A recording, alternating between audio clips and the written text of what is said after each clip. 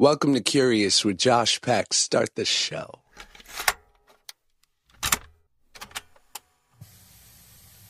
This is outstanding. Guys, I'm so happy to be back here with you again.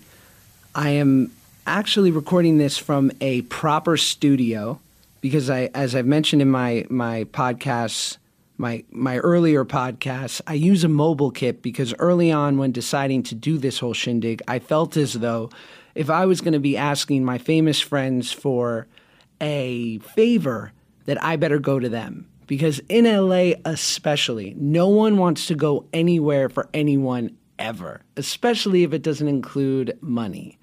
So I go to them. I go to their homes, I go to their studios, I'll meet in a library, a Nordstrom's, a mall food court, wherever they want to meet, and they are willing to bless me with an hour of their time, well, I will go anywhere. So this actually is the first time that I'm recording from a proper studio, and I feel very official, very proud of myself, and I just feel important. I'm on a very ergonomic chair with some incredible lumbar support. I've got an actual producer here who's lovely enough to run the board, as they say, which is a show business term for controlling a board. A board, yeah. And I feel really excited to give you this next hour of podcasting with my friend, Jeremy Bronson, a great writer. We worked together on my show Grandfather that was on Fox.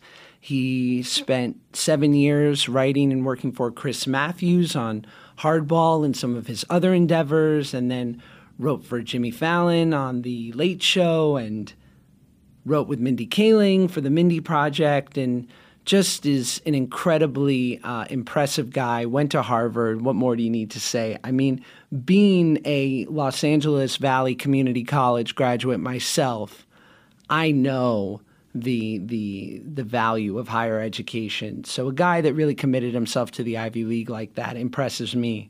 And it's sad because I just lied to you, listeners. I only took 2 classes at LA Valley College and I dropped out of both. But I'm an actor, and so I'm allowed. Anyway, here's Jeremy. I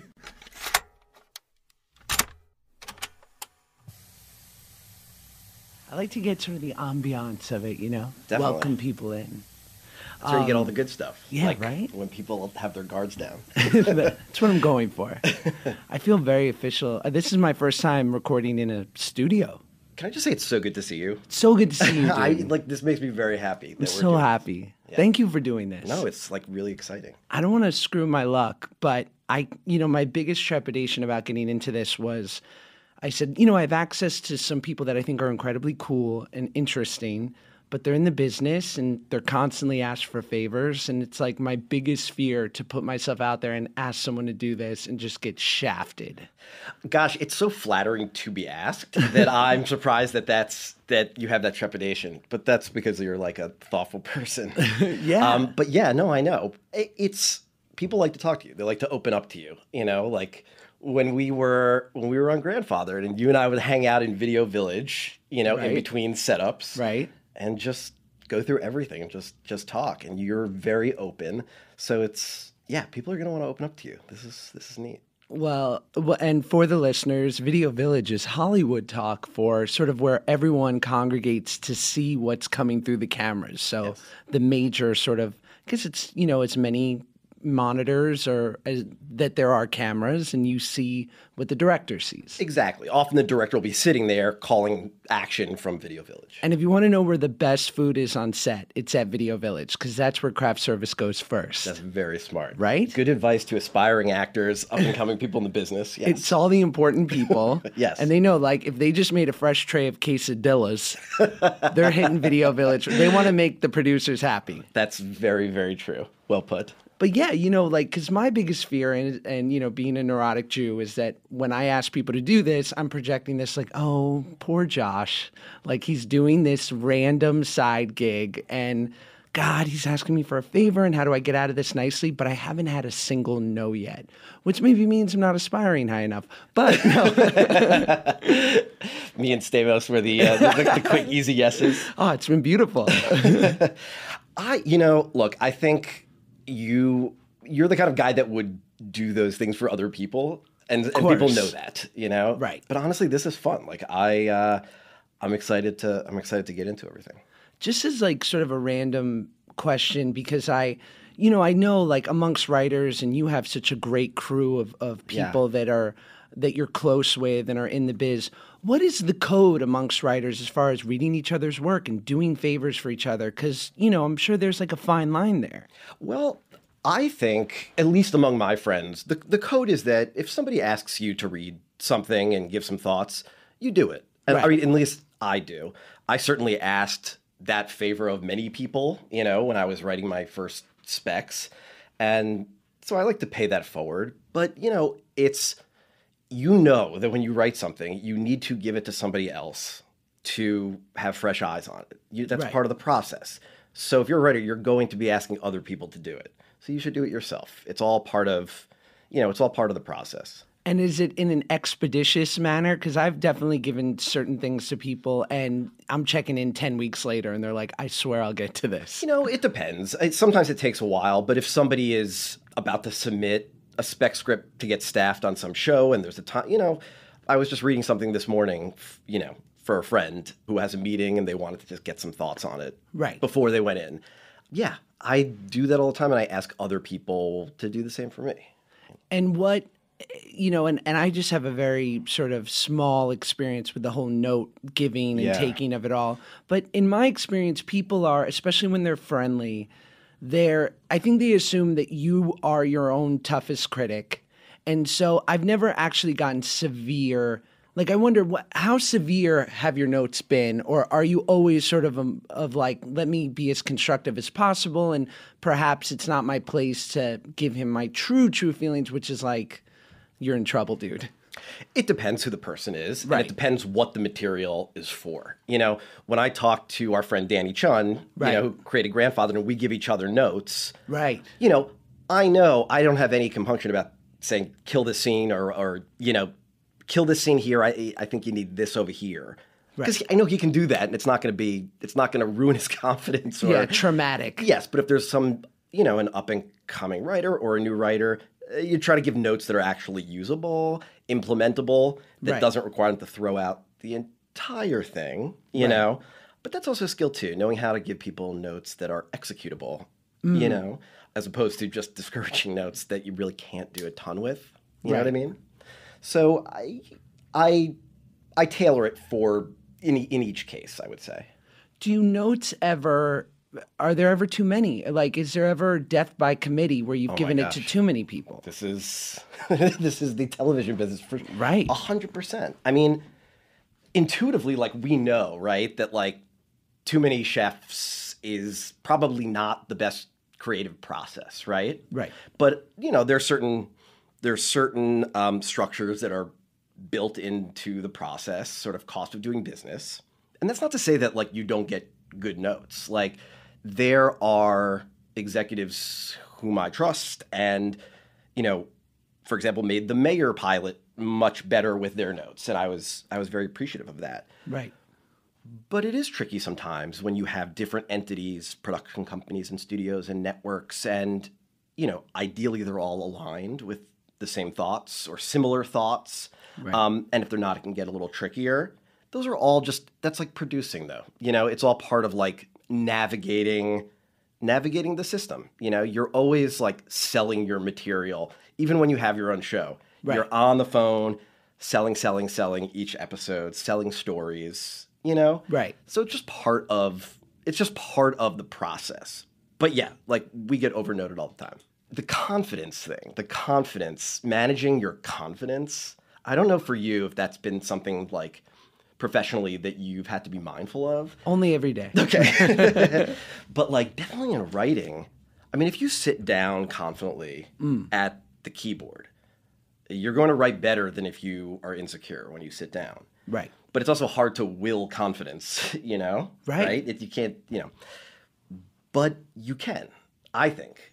Like you can remind yourself why you can do this, why you're meant to do this, why you belong at this keyboard right now. And if you it's all part to me of just managing your confidence, because it would be anyone who tells you they don't have like moments of insecurity when making something creative is lying, right? Yeah. But I think you just managing it has been something that I think I've gotten better at, you know? Well, I'm interested to say, because, you know, I feel like you and I and people at our level go through that, right? Where you have these great successes and then you have certain stumbling blocks and you're always trying to find like, what's your next thing and how can I prove myself to then enter that next level of success, which I'm sure will validate me and make my, you know, dad that I never met love me and all my deep insecurities that I'm fighting for. But like, you know, to work with someone like Mindy, right, who's such a juggernaut and has so much success, and yet I imagine she too suffers from so much of the insecurity and the things that we go through, no? Like, you know, it's funny that you mention Mindy, because she's probably easily among my most confident friends, you know? Really? And I think deservedly so. I mean, she's like hugely talented, but part of it is a personality thing too. But I would say by and large, I think most of my writer friends all bond about the emotional ups and downs of, you know, being creative, putting stuff out there, being judged on it, right, and then still being happy regardless of what the verdict is on what you've made. Right. And going back to what you were saying before, how do you, sitting there and facing the blank page, how do you manifest that sort of confidence and re-inspire yourself to believe that you can do this for the umpteenth time? Yeah, I think part of it is making yourself actually put words on the page, right? Even if they're bad. Like, you know, if you find that it just feels like you're, you know, there's friction, it just doesn't feel smooth, still make yourself put the words down, even if you have to rewrite every one of them. Right. And at least then you start to take away the excuses from yourself. Right. So you can say, oh, I'm just sort of not feeling on right now. Well, that's not an option. You write every day. That's what you do. You've decided, you know? And that's Stephen King's thing too, right? Like writers write. Like exactly. It's making that agreement with yourself. Completely. And trying to get some sort of routine. I feel like tell me if I'm jumping around too much. No, go for it. Okay, but like, you know, the other thing with writing in particular, and acting too, but really especially writing, is that a lot of it can be a solo job, right? Right. I mean, when you're on a show, which is super fun, you get to hang out with funny people and it's very collaborative. But when you're developing projects, you're probably doing it in your office or wherever you write alone. Right. And that can make you a little mad, right? It can make you go a little crazy. Oh, yeah. And so, like, I think that's the other thing that writers have to practice and get good at, which is this lifestyle, which sometimes involves long stretches of just you and a computer. Is that something, you know, that you can feel fulfilled by, and, you know, when it's just you, not fulfilled by or happy with or confident about, when it's just you alone and you don't have anyone to sort of chat with. That's a struggle for some of the more social writers I know. And much in the writing process, I find like this whole romantic idea of like, you know, this, you know, William Burroughs, Bukowski-esque guy sitting down at a typewriter and just 200 pages coming out is bullshit. I know. It doesn't happen. You know, there are some people who can, and it's like they're freaks of nature. Like Dan Fogelman, when he wrote Crazy Stupid Love, he wrote it, I think, in like a week. Shut up. And I asked him how the final draft compared to that first draft. And he said, you know, very, very similar.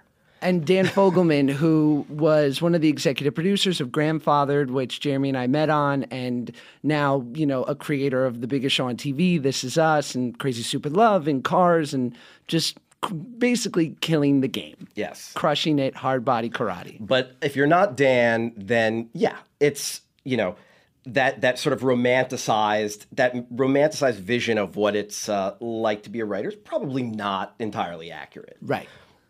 But by the same token, I do know people who, like BJ Novak, for example, when he writes, he'll often like go rent a cabin somewhere and then go write and, you know, produces great stuff. So like, even if it's not quite as romantic as people would have you believe writing is, you can still infuse some romance into it. It's like, if you're going to have to write this thing, go somewhere where it's fun to write. Right. you know? So you can try to make it romantic. And do you find that inspiration only reveals itself in the doing? Like, because I think that's also a misconception is that, I mean, inevitably, like, look, I've gotten some good ideas in hot yoga, and I don't know if it's the room or like what it is, but, and, you know, taking a hike or whatever, you know, when I'm not forcing it out of myself. But for the most part, inspiration has revealed itself when I've sat in front of the page and gotten through the first 2.5 crappy pages, and then all of a sudden, you know, there'll be 5 great lines where I'll be like, oh, this is what the first 2 hours were for. Yes. I mean, a lot of, especially with writing for TV shows, a lot of the time is not spent on this sort of blue sky, what might we want to do an episode about, and it's just a blank cork board, and, right. you know, then you need inspiration, right? Because you're starting from nothing. But most of the time, you know, you're filling in boxes. You know that, okay, we've just told this story where Josh did this stupid thing. Right. You know, what's a way that he can escalate that and make it worse? Right. So now, you know, you're pitching to fill a specific hole, to solve a specific problem. Right. And so it's not just, do I feel creative? Do I have something interesting? No, it's, okay, let's focus this brainstorm here. Right. And that's easier. So let's go back, because while, like, I really want to be selfish and just get your writing advice, because, you know, how rarely you get to sit with, like, a true great writer and someone who's had as much success as you. But Thank so you, you grew up in Scarsdale? Scarsdale, New York, right outside the city. Beautiful Scarsdale. The best. I love it. And it's pretty bucolic upbringing. I mean, was it? It is. It's, you know, it's very Jewish town. Right. There were a lot of, like, really smart students. It was, like, I thought a very creative, for a public school, like a really creative school. A lot of my friends from high school went into artsy things. Right. Like, a lot of people are out here doing film and some TV writers. So I appreciated that about sort of liberal Jewish Scarsdale. Right. And I loved it. It was just like, and my folks were always very big into creative stuff. They don't work in it, but they were very supportive of it. Right. So I always felt like, no, I should be doing this. I'm being encouraged to follow that path by my parents. So it was really the only thing you imagined yourself doing? Well, not exactly. I worked in TV news. Right. Yeah, for most of my 20s, actually. And in but DC. you imagined television, or did you just or not? Or were you like? Yeah, so when I went to Harvard and wrote for the Lampoon, most of my buddies went on to write for TV shows. And That's got to be a fun drop. That when I went to Harvard, I mean, I mean, listen, that perks my ears up. I don't care what you say. Thank you. I'm willing to say anything that anyone will see as remotely impressive. So if you think that's impressive, thank you. Do you have to? Is there a certain apology to it? Right? Like, do you? Every time the H-bomb's about to come out, do you have to be like, no, here we go? Most people don't care. Really? I feel like they do. Really? Yeah. Maybe it's because so many TV writers went to Harvard that it doesn't seem rare. It is a club, but more so, it's like, I mean, and I have that reaction when I hear Yale or Cornell, but Harvard's really it's the Mecca. I mean, in America, it's our greatest institution. Well, for better I'll or say for this, like, the dudes and ladies that I met on the Lampoon are, like, some of the funniest people I've ever come across. Right. So, you know, getting to be around, like, when you're a teenager, getting to be around these incredibly smart people who are all trying to figure out, what does it mean to be funny? How do you be funny? Why is this funny? And really break it down. And it's invaluable and incredibly, incredibly fun and special. So, like, the Lampoon, I feel like I owe a lot to. It was just very important to me, and I have a lot of affection for it. Right. Yeah. But in college, my senior year, this sounds ridiculous as I'm saying it out loud now, but it is honestly the truth, which is, so 9/11 was my senior year, and I did have this moment of, like, why comedy writing? Like, what? It just seems so... What does it mean? It seems so inconsequential, given what's going on in the world, and I wanted to go into politics. So I had been taking this class at the Kennedy School of Government, and my professor was running for the Senate and decided to run for the Senate. Wow. And I was writing, like, some radio commercials from my dorm room my senior year, and then I went to Nashville when I graduated. Right. And worked in that campaign for a while. And then And then after that, I wanted to do news. TV news, I thought was like very exciting. And I ended up getting hired by Chris Matthews and sort of staying with him for years. So working on a senatorial campaign seems, in whatever position you were in, I mean, it seems rather like thankless. Like you are running, I mean, You know, it's not thankless. I actually didn't feel that. It felt so stakesy. You know, you're in this, you're on this team, and there's a binary outcome, right? You're either going to win or you're going to lose. Right. And just like in the way that like sports bonds a team together, so is the case with campaigns. And so like it felt exciting. You feel like you're doing something, you know, that is important. Right. You know, and I actually personally, like, I got to do really fun stuff on that campaign. One of my jobs was to drive around doing a radio tour with the senator's wife. Oh, cool. I ran her tour. Yeah. So we would just be in this car for hour-long, several hours at a time with the senator's wife. And it's interesting. You know, that's one of those moments when you're like, I'm in Tennessee. This Jewish kid from New York is in Tennessee right now with the senator's wife. And right. I'm assuming a Democratic senator.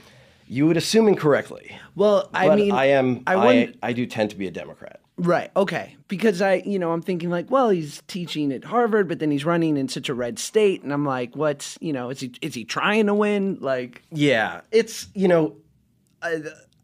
that was a tricky part. I do remember. That's interesting. That it was tricky for me because there were things that I had a tough time sort of getting behind, even if you were writing some language or prepping for some speech or something. Yeah, it's tough. It's tough if you don't believe in the thing you're fighting for. So that was a little bit. That was a little tricky. Did you feel as though, on a certain level, and we're not going to get into politics or anything like that, but it's my belief that for the most part, people have to be slightly inherently bipartisan on some of their views because life is just so rarely black and white. Yeah. And so there's like an inevitable compromise into most people's ideals and ideas and whatnot. And so on some level, approaching this, right, where it wasn't necessarily your belief system, but you obviously liked this guy and believed in him, did you feel as though like, well, this might not be exactly what I believe in, but I believe it's serving the greater good and better this than the alternative? I mean, yes, well, gosh, I'm trying to even remember who the alternative was and whether, at the time, I was also like younger then. You don't quite know what you believe yet. Sure. You're right out of school, and sort of eager to just kind of learn and be a part of the action. And then as you get older and start really honing in on your principles, right, then I think it probably gets harder to work for, politicians that you don't totally agree with.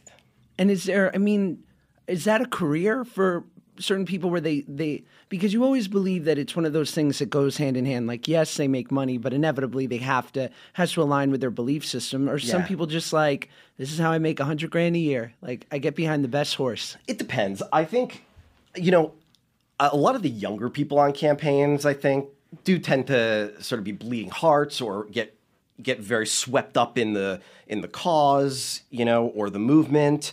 Yeah, like when you see these big consulting firms that come in, right, and they get paid like millions of dollars to come up with a strategy. Right. That's pretty mercenary in general. And, they're doing it for the gig, for the money. Right. But then when you get these like young staffers who are in their 20s and they're that's different. Then they care. Right. Yeah, they're in it for the right reason. Exactly.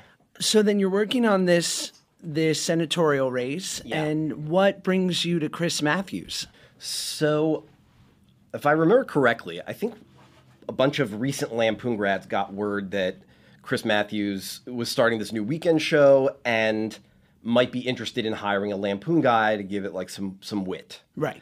And it was just sort of the perfect combination of things I was interested in. So I took the job and thoroughly enjoyed it. Like it was very exciting.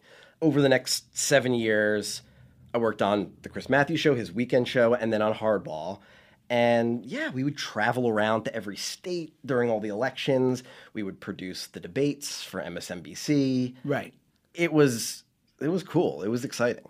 But I missed like writing comedy. Eventually, I that itch needed to be scratched for me. Well, I mean, it's so interesting too when you have a journalist or a news reporter like that say like, we want to really infuse some comedy into this. Is there a part of you that goes like, well, that's kind of up to you? There's a part of me that goes, it was around the time when The Daily Show was really just, I mean, it was soaring. It was the only thing people were talking about. And I think everybody was trying to do a little bit of what Jon Stewart was doing or get in on that. Right. And that, it's much harder than he makes it look. Like there are many people who have tried to do incisive political comedy and most of them don't work out. Like what he was doing was very, very special. Right. So part of me knew that like, I don't know how much comedy is going to be in this news show with Chris Matthews, but I still loved it and got really into all the political junkie stuff for years. Now, I'm always so interested, right? Because I, as a civilian, my sources are Chris Matthews or Rachel Maddow or Don Lemon. But what are their sources? Like, where are you getting the information that you're then writing into their monologue? Yeah, so there's a really neat system that you have and I think it still operates this way. It did when I worked there. You have this thing called iNews, and not to get too in the weeds, but this thing is pretty cool. It's this program, and it like blares out a siren every time something happens. How exciting! Oh my god! Oh my god! And it's color coded, right? Right. So like red is like some shit there's happened. some big shit going on. A Kardashian is pregnant. Yeah, right. I mean that's sort of the sweet spot of a red alert. Right. It's usually that. Right. And you're using those reports, which are filed by the Associated Press and NBC News reporters, and it's all sort of sources within the system. Right. And then you would go write your stories, or the reporters would base it on that. And then all the reporters were doing their own independent work. So, for example, a thing that would happen very often on the show would be there'd be some big court case. And then Matthews would hop on the phone with Pete Williams, who was the correspondent covering it. And he would sort of brief Matthews on everything he had been reporting on throughout the day, all the sources he had talked to. Right. So the hosts of the shows use the NBC reporters to kind of get them up to date. And who's on the earpiece? So it's different people. Were you ever on the earpiece? Sometimes, yeah.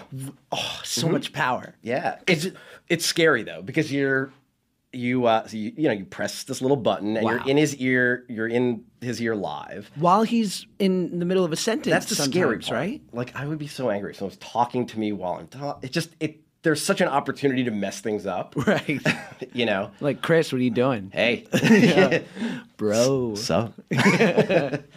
But yeah, we'd say like you do that for breaking news a lot. Right. And that's when it's exciting. Something would come out over the wires during the show, and you'd have to take the breaking news, and you'd press your button and say, "Hey, Chris, we got some breaking news," or you deal with it in the break, or and right. You make live television. The control room is fun when you're live. And is it? I mean, I imagine there's, I think some of the things that I had heard as of late, especially in the 24-hour news cycle, is that inevitably, in a desire to be first, things were being less vetted, perhaps. So they would have a source on the ground, whatever that looks like, and sometimes they wouldn't have time to make sure that all the facts were right, but they would go to news. So was that at all a consideration when you were there? Or, I mean, this was, 10, 15 years? Yeah, this was like 2002 to 2009. I think... Because you're on the line, right? Like, if you possibly misreported something, the blame would fall. Oh, people get fired for misreporting. I bet, yeah. At a place like I guess the sort of old news media, people take that, the accuracy very seriously. When there's a mistake, as I said, there are consequences.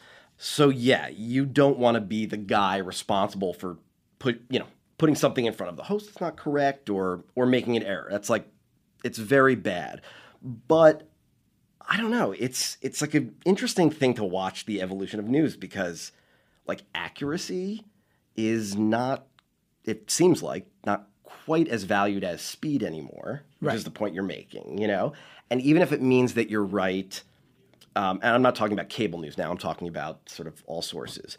But even if you're correct, 80% of the time, 90% of the time, right, and you're always first, that might be preferable to that organization or other people than somebody who's right 95% of the time and is cautious and not always first. Right. And that's a weird like shift, I think, that we're observing. Right. That speed is more important than accuracy sometimes. Well, yeah, I mean, especially in the landscape that we have now where there's so many people doing it. Yes. So it's like, how do they make themselves different and better? And I know. Although I do sort of feel like the old prestige of, and I haven't thought this through, so this could be wrong, but I think like the old prestige of like being first, right, might just not exist. It might not be as important anymore either, though. Like I feel like things move so quickly that you find out about a breaking news story kind of like by every organization at the same time because like it's so quickly everybody has it. Right. That, I don't know. I guess this is all to say that just it seems like there are like major shifts going on that I'm not like totally comfortable with the news, news and accuracy, and it feels different than when I used to work in it. Well, it feels more so than ever that it's like people's news, the way in which they consume it, it's like ice cream, right? And it's all one flavor, but it's all sort of a little variation on it. So, like if I want, maybe I'll go get my chocolate chip vanilla from MSNBC, and then I'll go get my, natural organic vanilla bean from CNN. And then if I want to go really crazy, I'll go to Fox News. But it's sort of like never before, we always, I think, imagine that it was the facts and just different people saying the same facts. Yes. But now it's like, no, like I like my flavor from over here. Like I'm a Baskin Robbins guy. Oh, I know. It's when you have a country that can't agree on just sort of the basic axiomatic facts of, then it becomes very difficult to have like debates about what's right and wrong and policy when you can't even agree on the facts that you're debating. Right. But yeah, oh man, I'm getting sad. Oh gosh. Is America, are we done? Is America going away is this the last stretch? I don't think so, but we're two Jews having a podcast in Los Angeles. What do we know? Like, fair enough. we have no perspective on what the country really is thinking. I don't know. I mean, I tend to be pretty optimistic about it and believe that it doesn't fall on one person and believe in the greater good, and that it's funny. I was talking to Stamos about this the other day, and obviously, like, the march that happened over the weekend, that this podcast will probably drop in a month. So, but inevitably, it's just like, I inherently believe that the majority wants the same for their kids across the board. Like, we all want people to be safe and want the best, but that we all have really different ways of believing it's the best to go about it. And therein lies the problem. I hope you're correct. My faith has diminished a little bit in the last, but yeah, I mean, gosh, we just have to hope that the commonalities between us ultimately will win out. Right. Yeesh. I don't know. Have you ever considered running for office at any point in time? You had a career so young that you were already working when you were a babe.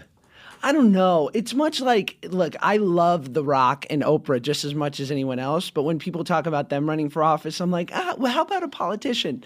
Like, I do have a lot of faith in and respect for the office and the institution and the way in which people sort of go through the system, and many times it's on the grassroots level, and you look at someone like Obama, who was like this community leader and then became a senator and Harvard Law School, and he seems so very qualified, and I think that's I would love to see that next person come in who I believe really had the credentials. And even though I'm charming and okay on a podcast, like I'm not quite sure I'd be. You don't want to do tax policy for I'd America? have the goods. Yeah. Be like, entitlements, that's good. You know, everyone, like, hook everybody up. And the big question is is the Trump celebrity victory an anomaly, or are we living in a time now where just the premium on celebrity in elections is just going to be higher than it's ever been? Right. And so that, your very sort of self-aware take on whether you're equipped to run a state or something, it's possible now that a lot of candidates won't have that, and so someone like Josh Peck could be viable. Really? This Josh is all to Peck? say I came here with an agenda. I came here with an agenda here. Governor Peck, California. Let's talk about your place in the whole presidency. Are we saying chief of staff? Are we thinking, Secretary of Interior, something fun? That'd be kind of neat. Like I like lakes and stuff. Yeah. If I could have any job, what's like the best?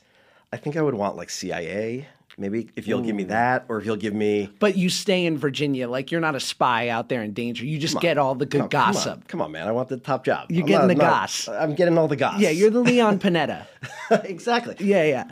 That was impressive. I don't mean to patronize, but I'm like very impressed that you had the CIA director's name in your head. That was only because in Zero Dark 30 they mention his name, which is a movie by Catherine Bigelow that I just love because I have a total like platonic crush on Jessica Chastain. Jessica, hope you're listening. She's very talented. She was so good in the Aaron Sorkin movie. What was the Molly's Game? Yeah, I thought she was so good. Yeah. Speaking of Aaron Sorkin, are there any people like that, like the great sort of Mount Rushmore of writers who are your guys you look up to? Definitely. Well, first of all, Aaron Sorkin went to Scarsdale High School. Right. And so he was like a legend there. In fact, was he?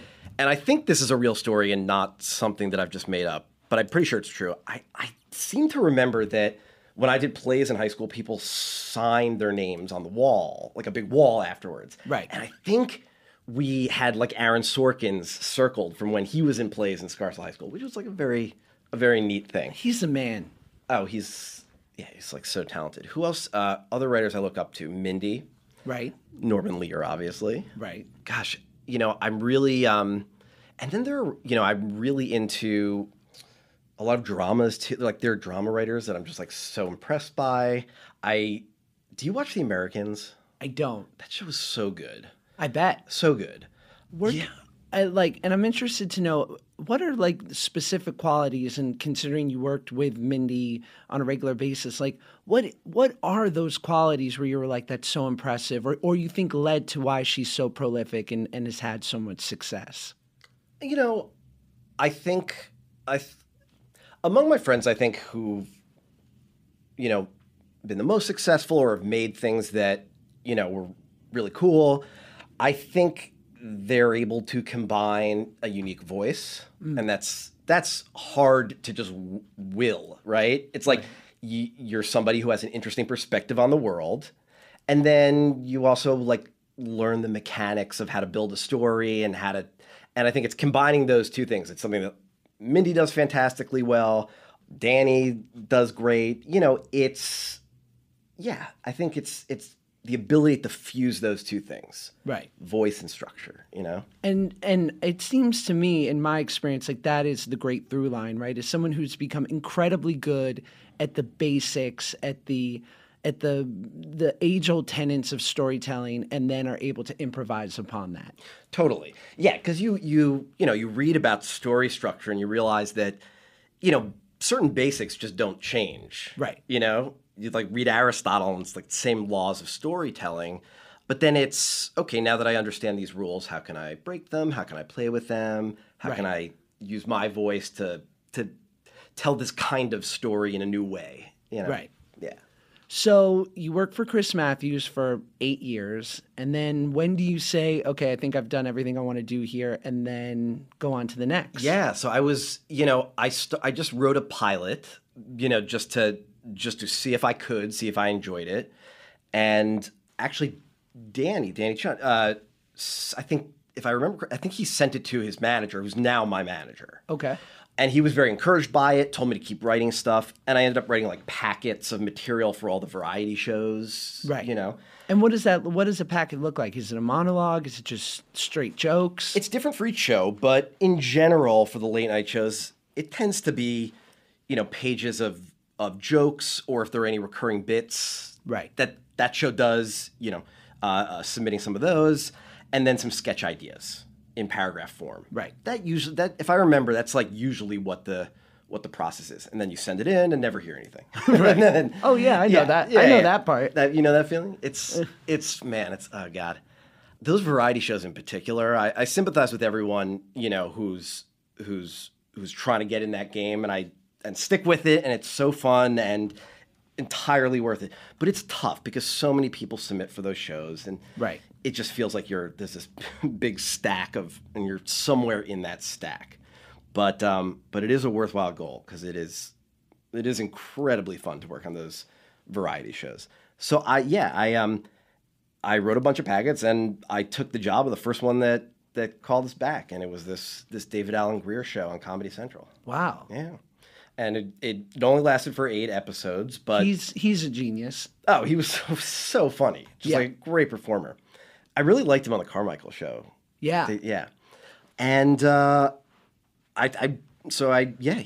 hired me. It was like a news parody show. It lasted 8 episodes, so it wasn't on long, but by the time it ended, I got hired by Fallon. And how long did you work on The Late Show? Or The Tonight Show? It was late night when I was night. there. Almost 4 years, 3.5 years. What's more pressure, that or Chris Matthews? Yeah, because I was the head monologue writer. So Immediately. Not immediately, but after the first year. You did pretty all right. They saw Jay there. They were like, my man's got the skills. That's what they said. They said, we think you're doing all right. We're going to make you. Let him take point. You know, put him in the one spot. You know, he can control the ball. That's pressure, because, I mean, for that job, you know, when you have these rehearsals, right, where, you know, all the jokes in contention are read before like a test audience every day. Right. And what time is that? 2? Yeah, 3. I think it was like 3:00. So it's the show before the show.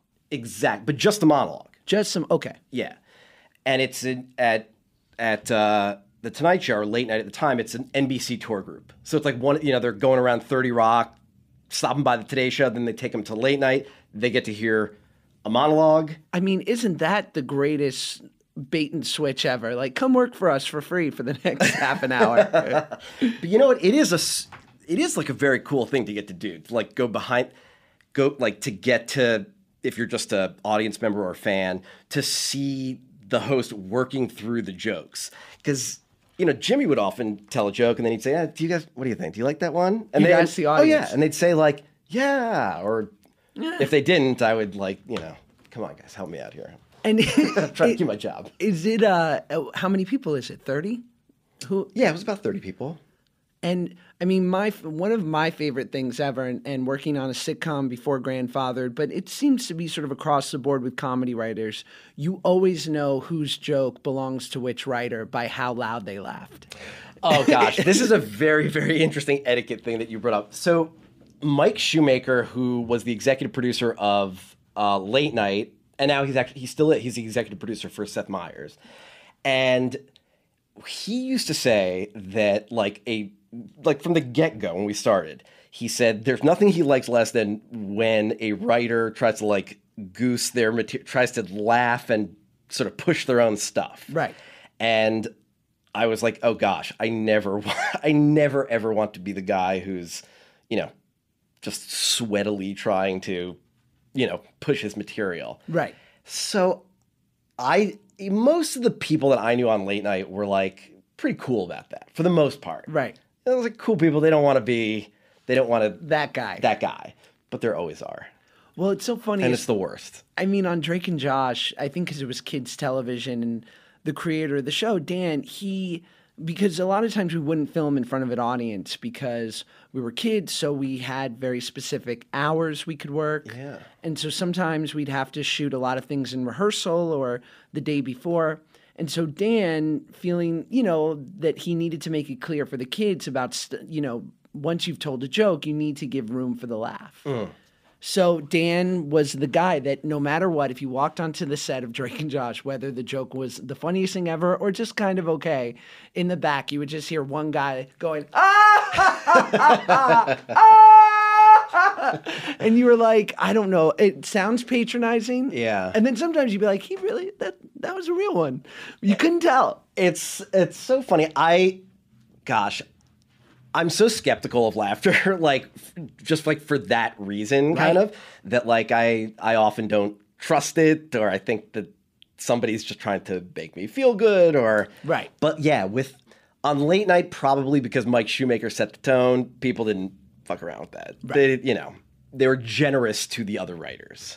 But what do you think about like working in late night and like my experience with sitcoms? What I loved about it, as opposed to the single camera comedy, which is so in fashion now and has been for a long time, the one thing that I thought was superior to the live format, or, with sitcoms, you're doing 3 days of rehearsal and rewrites before you ever shoot. Yeah. And so you really know if the joke plays. Because you've now vetted it at least for a couple days, and it's gone through many iterations, and you've, for better or for worse, you're like, this is the best version of that this joke is going to get. Whereas sometimes on a single cam, comedy, you walk on set and those words, other than in the writer's room, have never been said out loud, and maybe just that joke coming out of that actor isn't the same. Yeah, right. It's entirely true. But the shows that like, for example, on the Mindy Project, we had these, Ike Barinholtz, who you know well, and Dave Stassen on set, who are hilarious writers. They're all the time pitching alternative jokes, for just that reason, that you just don't know what's going to feel funny when you're on your feet. On the day. And especially, you want to have backup options for jokes when you're in the edit room, because as you said, you don't have that sort of objective audience laughter to tell you, no, that worked. Right. You know what I mean? So at least you want to have options when you get in the edit room. That's why I love all jokes. And you do too. Like oh my God, when we were on Grandfather, that was like, you would always do several versions, improvised versions, try this, try that. And it was great. It would give us flexibility in the edit room, Well, what I love about comedy especially is sort of it's the meritocracy of it all, is that like there's no great guru of it. And entirely. It's just and Seinfeld, or I think Colin Quinn has this great quote about like comedy is the closest thing to justice. Because it's not left up to interpretation. If it doesn't get a laugh, it wasn't funny. I totally agree with that. And that was actually a nice thing about writing monologue jokes for late night. Right. Is you feel that, there is going to be a certain fairness, a certain objective test of everyone's material. And if it doesn't get a laugh, there's not much you can argue with, right? Right. It's pretty objective. And if something gets a bigger laugh than something else, that may also be pretty objective, you know? And so like that sort of fairness that's kind of like best joke wins. Right. It's a good motivator. You feel like you just want that laugh because it's real. Right. Yeah. What did you learn from Fallon? Oh man, he's so good. There were so many things.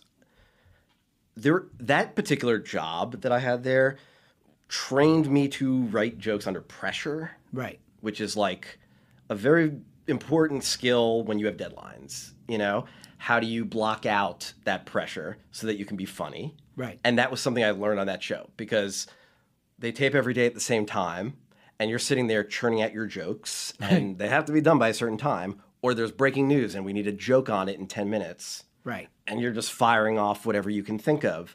That was a good, Fallon skill that I learned there. The other sort of skill, and this seems a little, I don't know, this might seem kindergarten to you, or Give it sort to of, me. but I don't know. It's helpful to me, which is that, that was a show, it was a daily show, and when you have a daily show, they all can't be the best, right? Some will be stronger than others. It's just part of doing something every day. And so being able to, at the end of the day, if you weren't happy with something, say, well, tomorrow, this slate gets wiped clean, we start from scratch. It's baseball.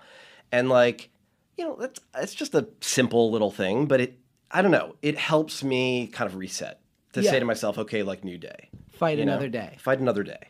And that was a skill I learned from that. Yeah. Was there ever sort of DEFCON 5 moments where, for whatever reason, the studio tour, they were not feeling the monologue, and like you were faced with perhaps at 3:30 in the afternoon, you're about to you're about to record in an hour, and you're like, we have to throw out 75% of this. Of course. A lot?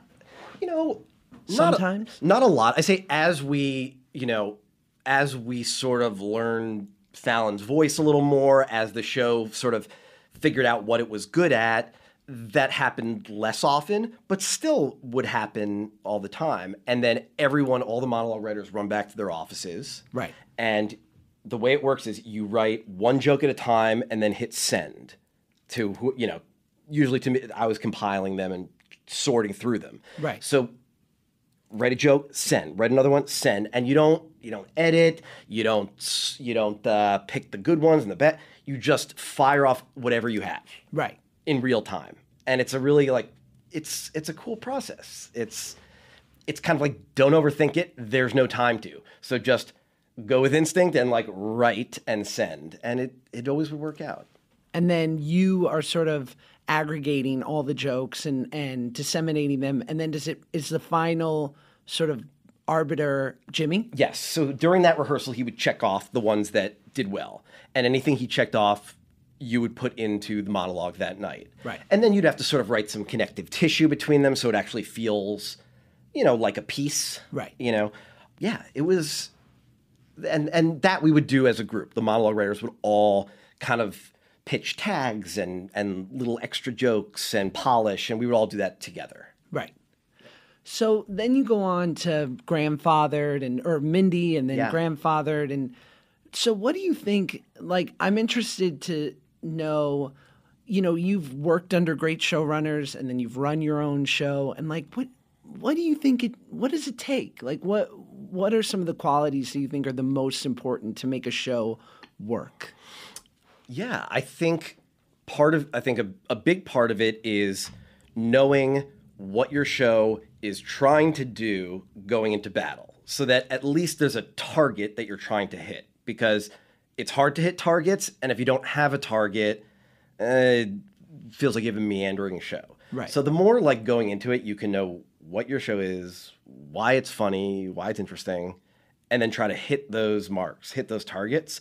I think that's important, being collaborative with people, which is actually tricky. It's tricky being, knowing how to how to respond to people's pitches when you like them or don't like them, knowing how to give notes that are encouraging and helpful, but also keep morale up. I mean, it's right. You're managing a staff of writers that have to churn out this product, and then you have a 200-person crew, and it's a lot of moving pieces. So I think, How do you make a good lunch order? That's important. That's the everything. The writers eat well, in my experience. Yes. It's so funny because every year, anytime you're on a new show, and literally this happens every single year, the line producer shows up and says, okay guys, so there's a new policy this year. Right. You're not getting free food. And then the writers all go absolutely ballistic. It's I love it. It doesn't matter, pay us pennies, forget whatever.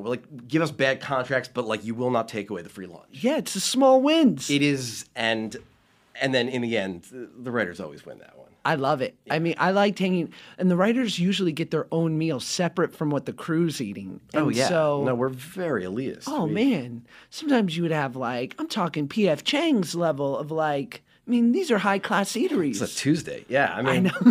Yeah. Yeah, this is some delicious food. I know. So how do you, especially when you've run your own show, and for most of the time, any sort of half-hour comedy will have 10-ish writers, or more or less? Yeah, we had a few more than that on The Mayor, but yeah, I think that's probably about average. And how do you stack your team? Are you basically, is it like sports where you're looking for people with specialties? Totally. Yeah. It's very difficult to put together a staff in a landscape where there are so many shows right now, right? Right. Many of them are short orders, but it's scheduling wise still means, that a writer's not available. Right. And so it's tricky, finding people that happen to be available when you need them. There's that. And then also, since, you and I have talked a bunch here about like comfort and confidence and all of that. And so like ideally you do want a couple of people at least that like you have a shorthand with. Because in a world where things feel chaotic, that's helpful and comforting. But again, just harder, just the odds that your buddies are available are slim. I was very lucky on The Mayor because I felt those were fantastic and so many incredibly talented, smart people that were on it. But a lot of them I hadn't worked with before. And do you think that I'm interested as well to know, like, we rarely get to look behind the curtain as actors of what the casting process is like. And, it can feel so very personal to an actor, right? Because even if you distill it down to before you're ever in the room and you're just meeting a casting director, sometimes you've had a week with the material and you've worked on it and you've, like I always go through the bad sort of habit of like, I'm like, God, I can't believe I'm going to play this role. And I wonder what the craft service is going to be like. And God, the announcement of when I get this. And then you go in and you read it once and you're not the guy and they say, thank you so much. And you're like, oh God, what am I doing with my life? And then it's all, I'm sure also, the same group of people are often up for the same parts that you're going up for. So it's just, it's not even that like sort of anonymous person got your part. It's like one of those people that's always against you. Oh, please. It's like, if I see, Miles Teller come in a room, I'm like, well, I might as well go home. Not that he has to go in the room anymore, but it's so funny amongst like, we have our little groups of actors that go out for the same things. And there's only two conversations. It's either, man, did you hear about Miles? He's crushing it. Or did you hear about John? He went back and he's selling real estate in Dallas. And you're like, we lost another one.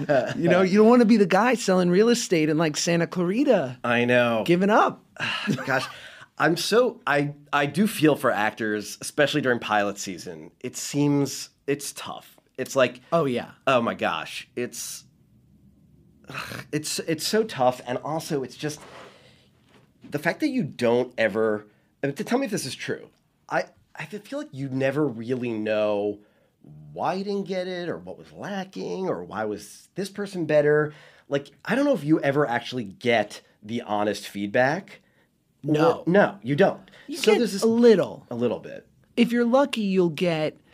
But then again, it's like all the way back to what we were talking about when you're giving notes to a friend about their script or whatever, where sometimes you feel like there's more, they're trying to say more, like they might say the look was wrong or it's an age thing or his sensibility, where they're using generalized terms because they don't want to break the actor's spirit instead of being honest, where it's like, I have a friend who's a really successful actor who once got some of the best feedback he had from a huge director who basically said like you felt desperate. Wow. And was he able to actually use that to make a change? Yeah, he, it was a big role, and we've all been guilty of this at times where it's just like you get bogged down in the stakes of it all and like, oh God, we're so desperate to perform. But as you know, sometimes it's just an energy of someone walking in the room and it can be on or immediately off. Oh, completely. For The Mayor, when Brandon Michael Hall, who played the mayor, walked in for his test, and there was something about that moment that everybody in the room was like, oh, this is a star. We found our guy. But it just as easily could have been just the chemistry just didn't quite click. Right. And it wouldn't have necessarily been through any fault of the actors, Right. The thing is I don't know. There are people that I've passed on for parts that I was dumb to, and people make so many casting mistakes that you shouldn't take it too personally. Right. Because it's just, there are just so many errors made, amazing people passed over, people that would choose somebody different if they could do it over again. Sure. That, yeah. Do you it's tough though.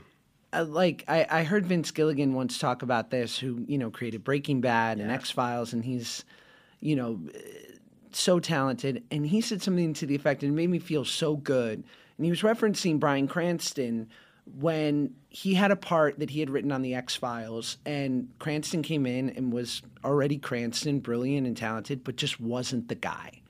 He's like, because for better or for worse, when I'm writing a character, I have an image of this person, and when you come in, and if you don't look anything like them, there's very little you can do to win. And conversely, totally true. yeah, and if you do look like them, then I'm just kind of hoping you're pretty good. Yep. Is that the case? Well, sometimes it is. You have a very set idea of the energy that this particular character is supposed to have, and it may not be correct. It may just be your opinion, your preference. Right. That kind of thing happens all the time. Even I went with The Mayor. There were a few actors that came in for different roles that I thought were sensational actors. Right. It just wasn't right for this. Right. That happens all the time. So at least you can tell yourself reasonably that oftentimes it is just there's something about a match, something in the producer's head that is has nothing to do with the talents of the actual actor. And do you think, and I'm doing this for all my fellow actors out there, right? Yeah. Because this is something within their control, above and beyond the performance. What is a pet peeve of yours when an actor comes in for a casting where you just make a snap decision in your mind, fuck this guy? Not being off book. Not being off book? Yep. Yeah.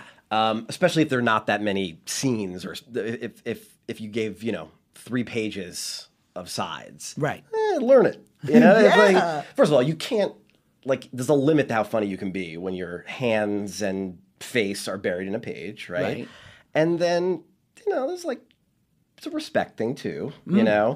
Obviously it's different. You hear about movies where there's 30 pages of sides and scene work. That's different. Right. But I think in pilot season, even though there's a lot of auditions that people have, memorizing it, that's a biggie, I think.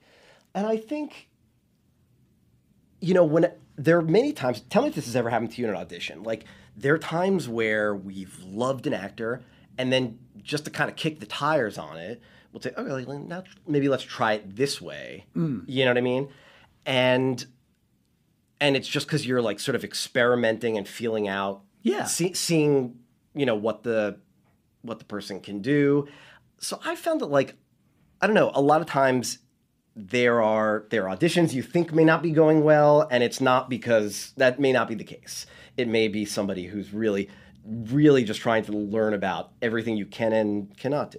Totally. Does that make sense? I don't think I've ever booked a role. I don't think I've ever booked a role where I've done it once, even if I felt great, and they've said thank you so much, and I've left. Yeah. I almost always find that if I'm going to get a role or I'm in contention, that's exactly right. The director, the writer wants to see some other levels and flavors. Totally.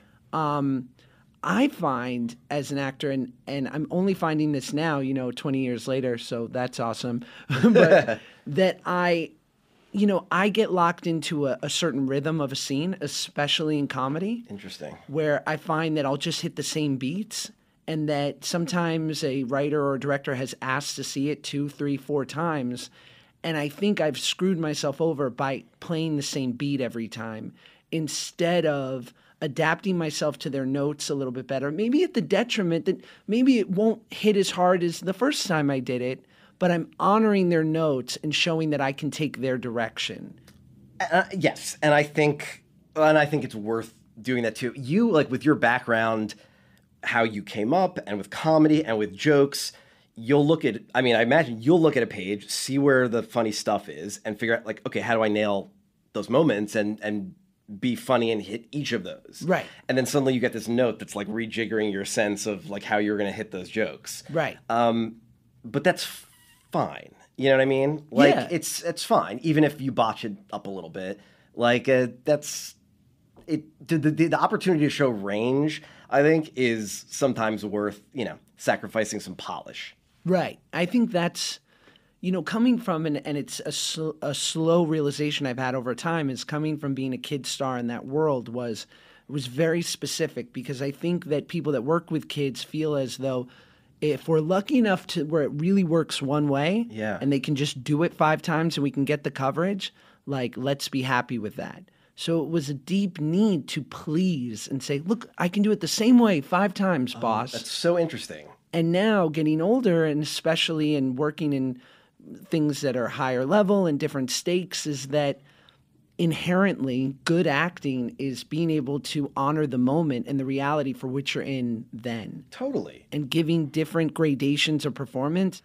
And do you ever, and like, I feel like no one ever really talks about this, but like on Grandfathered, for instance, and I don't know how your experience was, but like we made the show that we were so proud of and we went 1 season.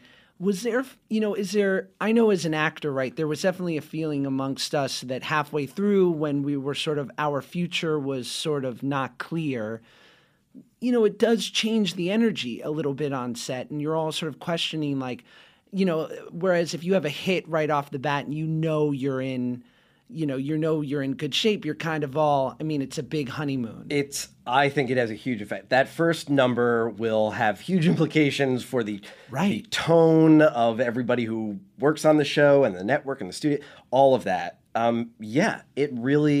It does. When it looks like a job may go away, a show may go away, you get a very different energy, than you would when things are going well. Right. But that's also like a leadership thing, a showrunner thing too, is to the extent that you can,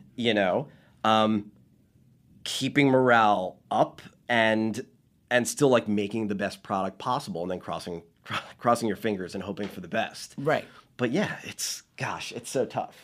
Well, I feel like when you're in that place where you're unsure of your future, you start reading into everything, especially in the notes from the network. And then also like you stop, inevitably, right? It's like we're trying to make each other laugh with hopes that it will make the world laugh. Yes. But then if you're like not sure of what makes you laugh is working, you start going, or at least me, I started going way outside of like my, I don't want to say comfort zone, but I was like, maybe I should be trying something else. Like maybe this will be what really hits. Right. Getting to the place of sort of throwing things against the wall and seeing what sticks is, and sometimes, if things aren't working or people are nervous, you'll try anything.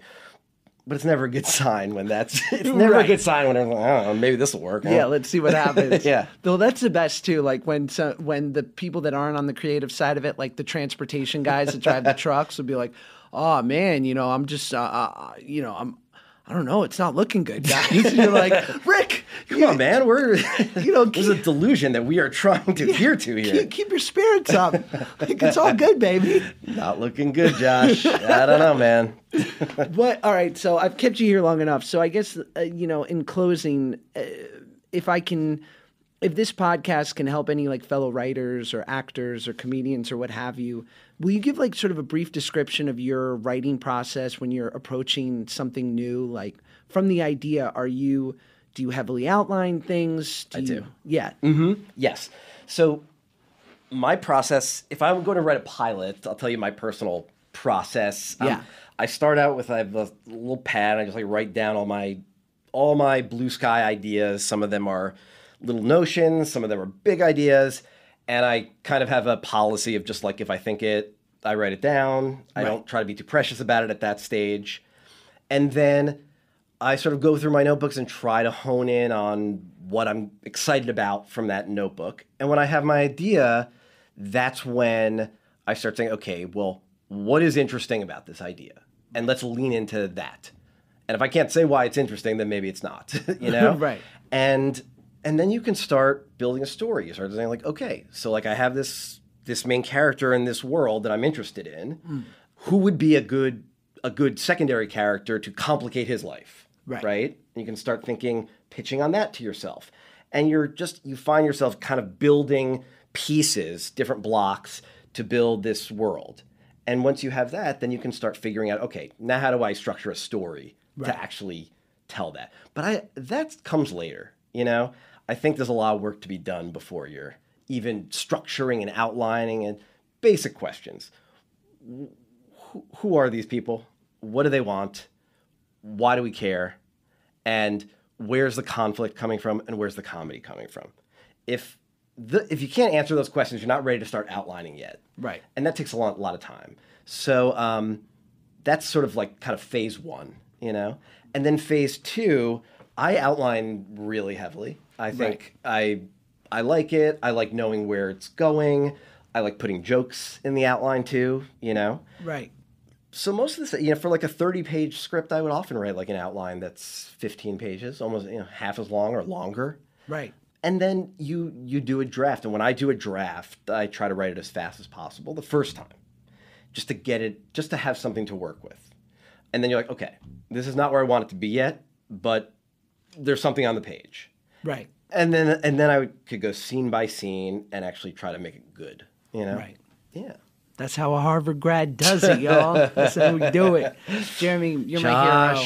Thank you. I love you. This has been the best. It's so fun. I loved it. All right, man. Thank you. Thanks. That's it. We did it. Okay? Can you believe that? Feel good about it. You finished a podcast. I'm proud of you. I feel a sense of pride when I finish a podcast. Like I listen to every bit of that. I juiced that thing for every drop. Got it. Boom. I'm smarter now because I heard smart people talking. Well, not the host, but the guy who was interviewed. He's smart. Jeremy Bronson, I love you. He's a mensch. You know what that is? In Yiddish, in the Jewish language, it means it's a good boy, sweetheart, good guy, a mensch. I'm getting older, everyone. I'm 31, and I find that I've started to incorporate Yiddish more and more into my vernacular. And I don't apologize. I like it. I'm getting older. I like soup.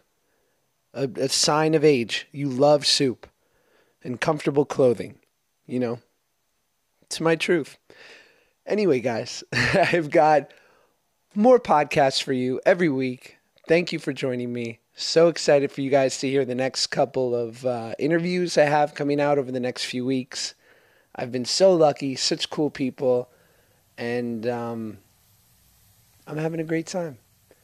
Thank you.